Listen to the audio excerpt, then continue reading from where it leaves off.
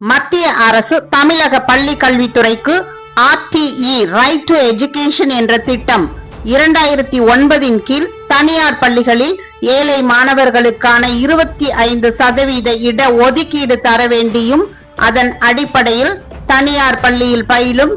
தமிழக ஏழை குழந்தைகளுக்கான இலவச மற்றும் கட்டாய கல்வியை உறுதி செய்வதற்கான பள்ளிகளின் செலவுகளை ஈடுகட்ட இந்த நிதி தனியார் பள்ளிகளுக்கு வழங்கப்பட்டு வருகிறது.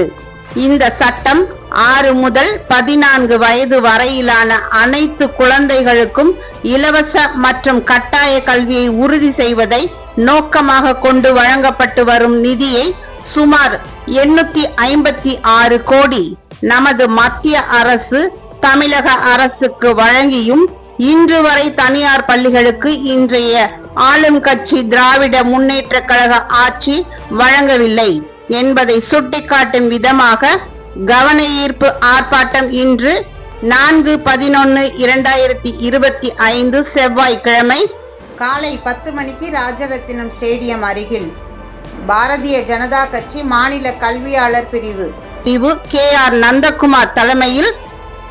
மாநில இணை அமைப்பாளர் கல்வியாளர் பிரிவு என் தேவதாஸ் முன்னிலையில் மாநில தலைவர் தமிழ்நாடு பாஜக நயினார் நாகேந்திரன் அவர்களின் ஆசியுடன் முன்னாள் மாநில தலைவர் தமிழ்நாடு பாஜக அண்ணாமலை அவர்களின் ஆசியுடன் டாக்டர் தமிழிசை சவுந்தரராஜன் முன்னாள் ஆளுநர் அவர்களின் வாழ்த்துக்களுடன்